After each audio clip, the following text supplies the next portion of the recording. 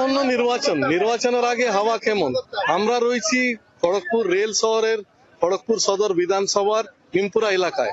হাওয়া তো সবাই সমান, তবে বিজেপি কে ভোট যেন কেউ না দেয়, এটা বলছি। অনেক ক্ষতি করে দিয়েছে দেশে।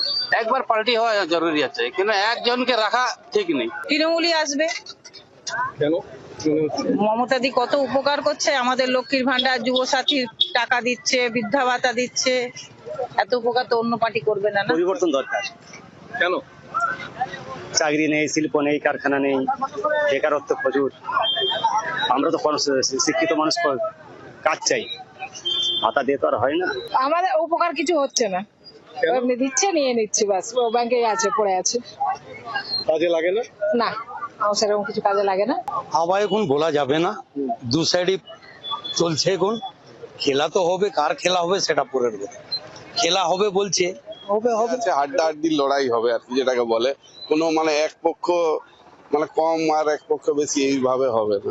দেখা যাচ্ছে আমাদের শাসক দলের পক্ষেই মানে সম্ভাবনাটা বেশি। তার কারণ হচ্ছে বিরোধী দলের কোনো মুখ নেই, আর সবথেকে বড় ব্যাপার হচ্ছে দিদির যে উন্নয়ন মানুষের সর্বস্তরের মানুষের কাছে পৌঁছেছে। ইস্যু হচ্ছে এসআইআর ইস্যু, দ্রব্যমূল্য আর স্টেটকে ন্যায্য পাওনা না দেওয়ার ইস্যু।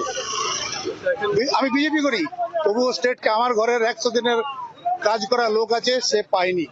স্যার মানে ওটা সঠিক ভাবে হলে সেটাই ঠিক হবে। আমাদের গরিব মানুষ খেতে পারছে না, স্যালারি এত কম, জিনিসের দাম বেশি। মানুষ যেটা চাইছে, যেরকম ভাবে রোড বা রাস্তাঘাটের উন্নয়ন বা যেভাবে কল জলের সমস্যা, সেইভাবে আউটপুট পাওয়া যায়নি। বিজেপির জোর একটু বেশি চলছে, আমি শুনেছি এটা। যেটা সব জায়গায় প্রচার যেরকম হচ্ছে, বিজেপির বড় বড় নেতাগুলা দিল্লি থেকে এখানে আসছে, তাহলে বদলাও মনে হচ্ছে হবে নি যেরকম লাগছে, কিন্তু বলা যাবে। পার্টি পরিবর্তন দরকার, সেন্ট্রালও দরকার। ওখানে আমি সব সহি আছি, গুজরাটও দরকার। মূল্যবৃদ্ধি যেটা হচ্ছে, মানে সমস্ত বাজার একদম আগুন হয়ে আছে, সেগুলোর যেন কম হয়, দ্রব্যমূল্য যাতে কম হয়, সংসারে একদম যে নাবিশ্বাস উঠছে এখন, সেই দ্রব্যমূল্য যেন কম হয় আসে। ডিজেল পেট্রোলের যে দাম আজকালকার দিনে যে ক্রমশ মানে অগ্রগতির দিকে হয়েছে, সেটা যেন কম হয়। যেই আসুক ক্ষমতা, এইগুলো যদি ধ্যান দেয়, সাধারণ মানুষের অনেক উপকার। দিদি উন্নয়ন তো এখনো করে যাচ্ছে, চেষ্টা করে যাচ্ছে, কিন্তু সারা ভারতবর্ষ দিদির এগেনস্টে, 90% এগেনস্টে। ওদের সারেন্ডার করছে না, ওদের কাছে বলে সারেন্ডার করলে দিদিকে ওরা আর কিছু বলবে না। আগের নির্বাচনে যেভাবে আমাদেরকে আশা দেওয়া ছিল, সেই হিসাবে সেই রকম আউটপুট তো পাই না। তুমি কম মাইনের চাকরি দাও, কিন্তু চাকরিটি কনফার্ম করো। 20,000 টাকার চাকরি দাও, কোনো অসুবিধা নেই, কিন্তু সেটা যেন কনফার্ম চাকরি হয়। গরিব মানুষের 5 কেজি চালে কিছু হচ্ছে না, ওই প্রলোভন দিয়ে আর চলবে না। পশ্চিমবাংলা আমরা মোটামুটি কিছু না কিছু, আমরা প্রত্যেকটা বাড়িতেই কিছু না কিছু প্রকল্পের সুবিধা মানুষ পেয়েছে।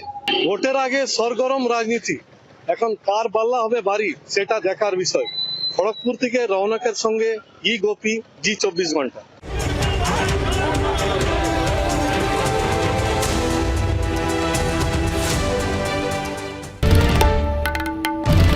বাংলার আওয়াজ, বাঙালির আবেগ, জি 24 ঘন্টা।